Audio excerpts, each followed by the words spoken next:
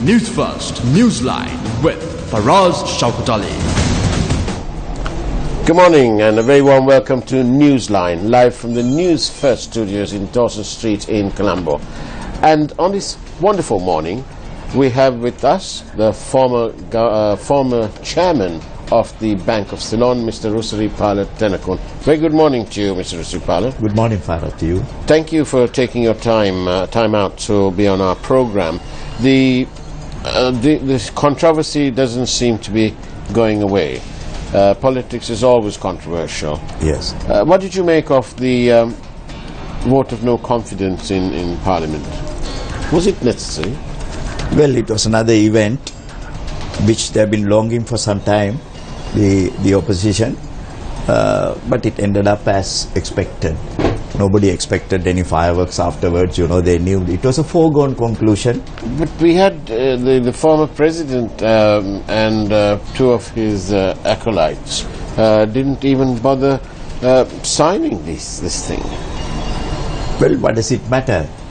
What does it matter? It would have been 3 more signatures in the application. Then why bring it up at all? Why waste precious time? It costs so many millions of rupees per day. No, I think from the public eye, that is not how we look at it. There are so many things that the public wishes to be aired for the information of the powers that be.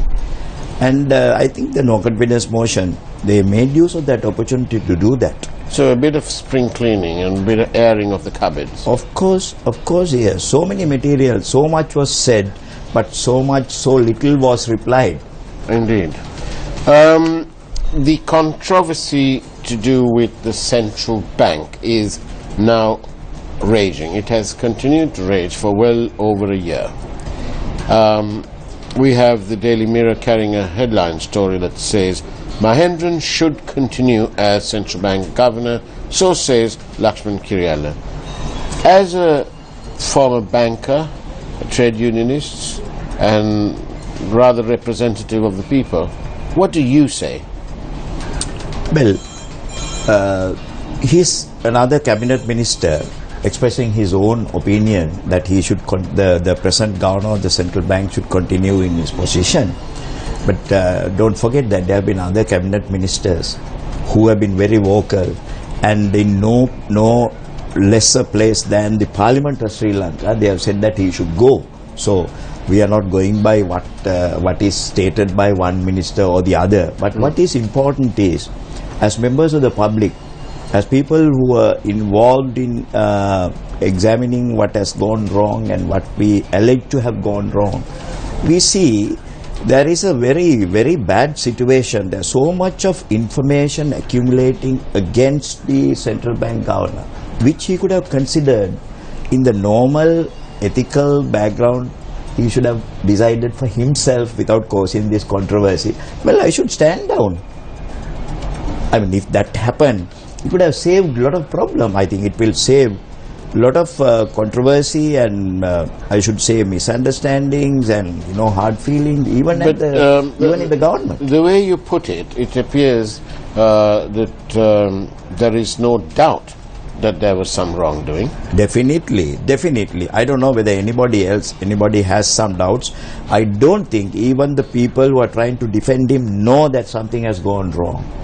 To date, I haven't still found a critic or somebody trying to defend the governor of the central bank making a bold statement that he has not done anything wrong. They will say this way, that way, it's very evasive. But one of the ways they seek to explain away this February 2015 Treasury bond is saying that the previous administration at the central bank indulged in something similar. Yes. Now this is that a good and proper and rational explanation? If we look at many other things, many other areas where discussions are taking place about certain happenings that are going on, it has become a practice for some by way of a defense to point out and say this has been done in the past. Yeah. Now for us, yeah, what does it matter? Yeah. Whether something has been done in the past is a thing for the people in authority to examine and then give us the correct version of it. But what we are now pointing out and telling is, yes, this is happening now. Instead of answering that situation, if you refer to the past, I think you are evading the issue. It is one way of evading the issue, and it's bad. It's a leg glance. Definitely. Definitely. Mr. Rispal, I wonder, because, this has been going on since February 2015. Yes, that is how long this has been going on for. Now then, can you explain rather clearly, and for the benefit of our listeners and our viewers, can you explain very clearly what it is that went wrong with this 2015 February 30-year Treasury bond? Yes. This has been discussed several times, and there have been several newspaper articles. There have been many public interest activists who have gone even to courts in this country. But can you explain as clearly and as shortly as possible what is this problem with the bond? The main problem was when there are so many primary dealers in the country who are tendering for these bonds, who are coming forward to get these bonds. Among them was one company which was owned by the governor's son-in-law. Yeah. Now, when the whole transaction ended, it was found that the majority of the bonds that were issued has gone to that particular company of his son-in-law, and that has happened in a context of a very unusual thing happening, which is the government having announced, the central bank having announced a bond for 1 billion has ended up by giving 10 billion. Right. And out of that 10 billion, 5 billion has gone to this particular company. How many others got in between is immaterial. What is important is how is that he made this unusual bid. He made this unusual advertised 1 billion became 10 billion on take-up. Yes. And there was alleged insider dealing. Yeah. There was alleged leaking of information. Yeah. There was alleged favoration. Yeah. There was alleged misapplication of the principles hitherto followed. And it is also alleged that the Bank of Ceylon, the bank involved in this thing, that they also granted a facility to them to enable them to take to make this bid. Yeah. But that's risk-wise, that's not a big deal, because the bank would be holding the bond anyway. No, you see, the issue is it is not what the bank runs as a risk in that thing, but it is not something that the bank has even done bad. But then definitely that points the finger to a situation where the bank has been acting with influence, some amount of influence, to bid very unusually, in a very unusual form, on behalf of another primary dealer, when the bank itself is a primary dealer. Right. So the bank, instead of acting on its for its own account, acted on account of yet another. Exactly. Now, if it is a question of risk for us, the bank can decide to take the risk on its own behalf. Now, here is a situation where the bank itself has not made an application on their behalf, but they are making an application on behalf of another primary dealer who the rates quoted by the bank on behalf of that dealer are even beyond what that particular dealer has quoted. So what you're saying is that if the 16 at the time primary dealers were made aware that the money the government was seeking on that day was 10 billion instead of the advertised 1 billion, the offers they received would have been different. Is that what you're saying? I think that is one way of looking at it.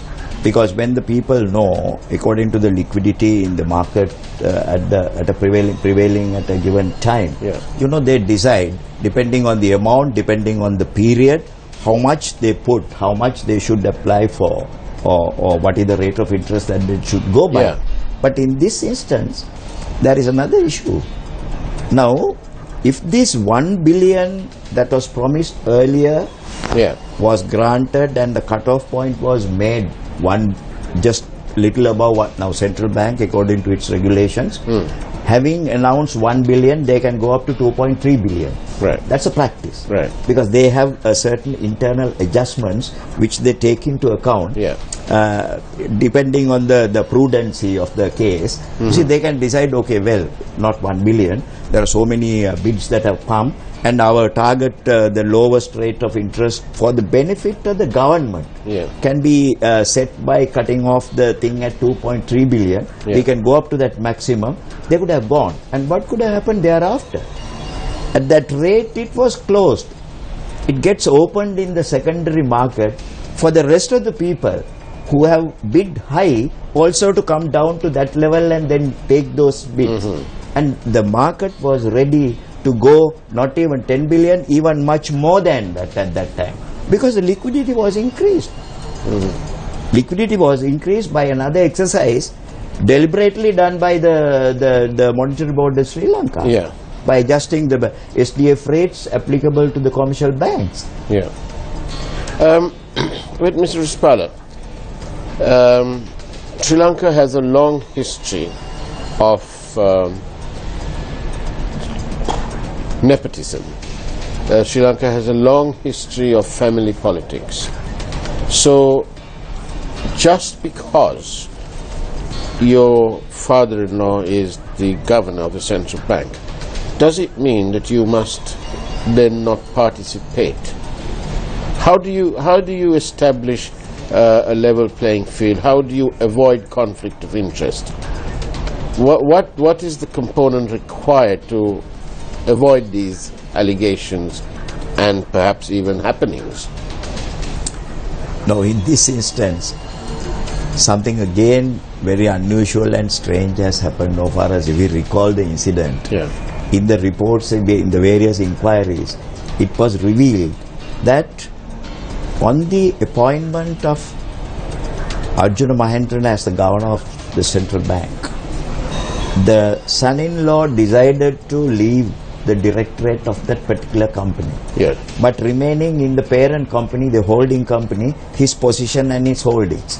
You mean his holding, shall we be specific, his significant and majority shareholding in the holding company? Exactly, and that is what has come to light thereafter. So, the point is, now why did he on his own at that time decide to withdraw from his directorate in this company that is applying for, that is coming into play in the bond game? Why? I think they had foreseen this situation. They have what you said just now, the favoritism, the siding, the inside dealer accusations that can come up. They had all foreseen this. So in order to mitigate those circumstances, they themselves have taken this action. Well, we resign. And this was offered as a plausible explanation on their part by the governor himself at the inquiry. I mean, who will accept this? That means it further goes to establish that the governor knew he was dealing with his son-in-law's company. And the others in the central bank knew that they were dealing with the governor's son-in-law's company. And when he directed the public debts department officials to put down the cutoff line to accommodate his son-in-law's company's biddings, they all knew what the game was. I mean, no inquiry, however much it is manifested to appear otherwise, can close this.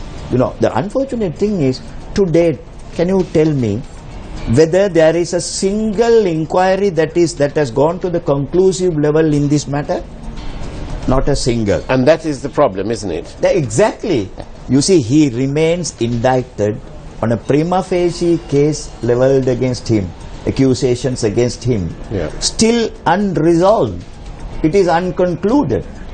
And so, therefore, in that context, Yes. where one parliament investigated and then several hours before the release of the COPE report, parliament was dissolved. Yes. Thereby rendering that investigation sort of that report null and void. Yes. Okay, so the Prime Minister then promised another investigation, which this Parliament is doing. So how fair is it to the people of the country that when somebody is under investigation by Parliament, the people's representative, how fair is it for the same person being investigated to be appointed, and B, how fair is it that the central bank relies on the Monetary Act and doesn't wish to disclose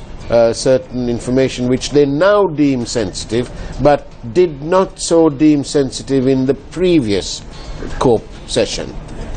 How fair is it? Whereas, apart from the fairness of what we are talking about, an inquiry being suspended due to the dissolution of the Parliament, there are many other matters that we should focus on. Now, one is the former COPE committee started inquiring into it, led evidence, brought people. A report was done. Although it is officially not accepted and signed by the participants of the COPE committee. The chairman of the COPE committee at that time, no other than Mr. Honorable D. Gunasekara, who was the chairperson, he came, he appeared in public and said, this is the report that we wanted to publish. Right. And it went into all the media and all this social media everywhere. And we found, reading through, we found what these allegations that were leveled against the governor were founded allegations. Now, there is another important thing. The Parliament was dissolved very hastily. Yeah. I mean, there wouldn't have been any difficulty in, putting off the date of dissolution by another 1 week. I mean, that didn't happen. I mean, the whole world wouldn't have come down, if that was done. Yeah. But the attention was more and the priority focus was more to somehow or other see that this report doesn't come out in that official forum in that form. Because potentially it could well have been politically devastating to certain politicians. To find out more about that and some more too, we'll do so after this break. Do stay tuned. Don't go away. This is Newsline. Good morning again and welcome back to Newsline, where this morning I'm joined by retired Chairman of the Bank of Ceylon, Mr. Rusrikpala Tenakon. Mr. Tenakon, you were saying how fair it was or is to the people. But there are various statements and pronouncements that have spewed forth in the last year and a half nearly. Now then, one of those is that the governor of the central bank says that he and his son-in-law have not spoken by mobile phone. But is it essential for them to talk on the mobile phone? They live in the same house.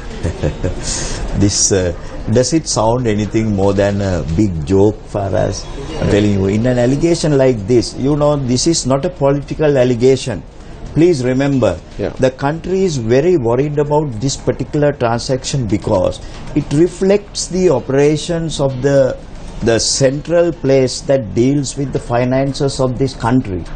And if anything doubtful or suspicious has happened in that place, it has a very bad, it will have very bad repercussions, and it will send ripples to the international community about what is happening in finances in this country. And also, Mr. Rusrikpala,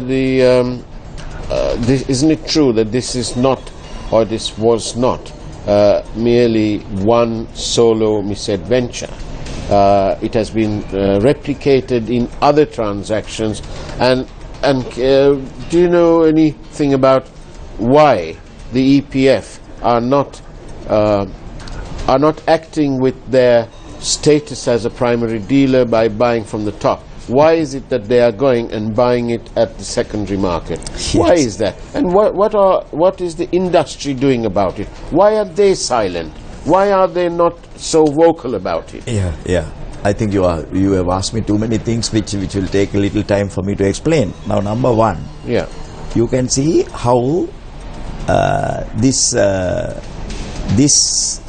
bond scam is confined to what happened in February last year, whereas it is a continuing affair in the central bank, and so many other transactions that followed and that are carried on now, even currently, are tainted with the same allegation. In fact, even more. But the thing is, now see, because no one has raised this issue or nobody is focusing attention to that matter, it can be very well that due to some technical reason or the other, like in the first instance, if this scope committee too decides, well, due to something we have been unable to compile a report or give a report, he will go scot-free, and all these other transactions that are happening, questionable and tainted, will remain undisclosed forever. And he will turn out to be another person. Oh, well, the court found there was nothing wrong with him, so we reappointed him. It's a very dangerous thing. Do you think that's where we are headed, in that direction? Very likely. Because you're very pessimistic. No, I am pessimistic, true. But then, judging from what has happened, take the parliamentary, the Prime Minister's appointment of a committee.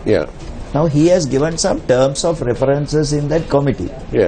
This is the three-member committee. Three-member committee, lawyers, appointed at the first instance. That was the very first investigation that was launched. Supposed to be investigation. What happened? What are the terms of references given? Not a word about the misdoings or the relationship between the father-in-law and the son-in-law affair. Not a word about the insider dealing. In fact, one of the things that they wanted to inquire under the terms of references in that committee was to examine the bond issues from 2012. So this is the whole problem. Every time we ask somebody about some wrongdoing in this government, they rely as almost as a mitigating circumstance. They rely on what went on in the previous government. Surely that isn't an answer. As far as I come from a village, and we are used to a village talk, some kind of a fable-like thing, where a man carrying a bag of coconuts is asked where you are going. He says, his answer is, I have 3 coconuts in the bag. He has given an answer, but it's not an answer to the question that I asked. So isn't this called Koede Anne Mallepo? Mallepo. The same thing is happening. You take, for example, yesterday in your program I watched, the Minister of Finance was asked a specific question by your interviewers. I was watching this very carefully. He said, well, we have gone to this matter has gone through the special committee appointed by the Parliament. This matter has gone through the court. This matter has gone through a so-called judicial process in the Supreme Court. So what more? What do you want more, he is asking. Now, did anyone analyze and see how relevant those issues were to the specific allegation that the people have brought against this? You asked another question. Why are the people who are the primary dealers and others not vociferous about this? Now imagine this situation. They have a business to carry on. There's so much to do with a good relationship with the central bank that they have to maintain and perform for the continuance of their business undisturbed. So they don't want to risk these things. But Mr. Rusipala, this network has a business to carry on. This network has advertising people whose job it is to secure advertising contracts. But we don't even know about that because the network carries on. And we say it the way we see it. Is it too much to ask for the same sort of thing from everyone else? This is what should really happen in the media. You see that, but unfortunately that is not what is happening. Now to cite an example, recently I won't tell the papers, in a certain Sinhala daily, So an article was written about the People's Leasing Company. Yeah. Some allegations that have been publicly discussed, and then some matters are before the FCID. A column was written, and the following week we find a very big advertisement appearing, full page advertisement in that paper. End of the matter. End of the matter. So this is very unfortunate, and I have great respect, and I hold it with greatest respect, the way that your channel is doing this, despite the fact that you will have business losses or sort of business threats, for by way of advertising income. You see, but you all go on. That is the role of the media that is required. But remember, the viewers are not worried about the advertisement behind, all these things. Viewers are worried about the opinion, the correctness of the information, the boldness of the divulging. All that is what is interested or what is important to the viewers. So let me ask the approximately 1.7 billion rupee question. Why? Why defend the governor of the central bank? Well, for me, my personal opinion is this is a carefully maneuvered business deal, and he is permitted to carry on that business deal despite the various allegations that are leveled against him, despite the damages that this whole thing is causing to the economy of the country, the image of the country. This is the bad side of a bad business deal. So what is this nexus of collusion then? What is it? Oh, well, you see, the people who have appointed him are trying to frantically defend him. The people who are to consider whether his continuity should be permitted are considering it, and the people who are engaged in the game are carrying on in the meantime regardless. But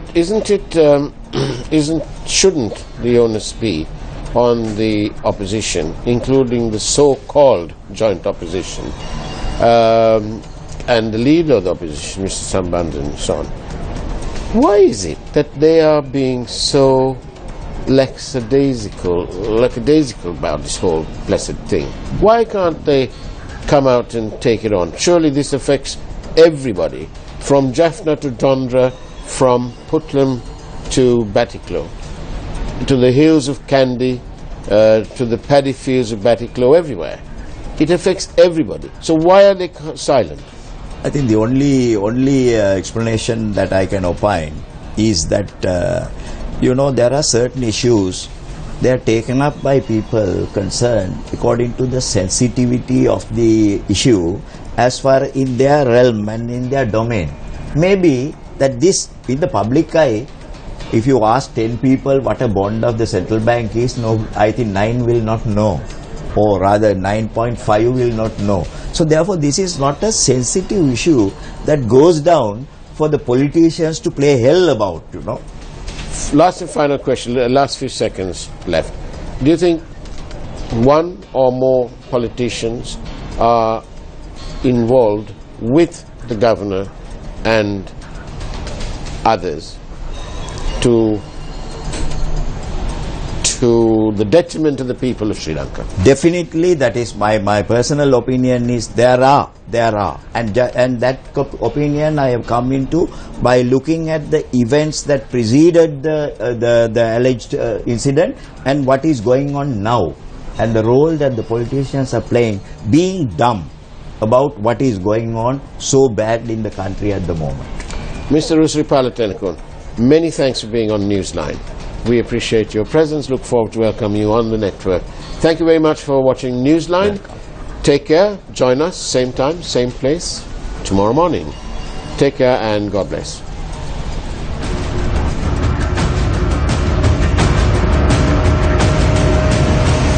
Newsfirst, Newsline with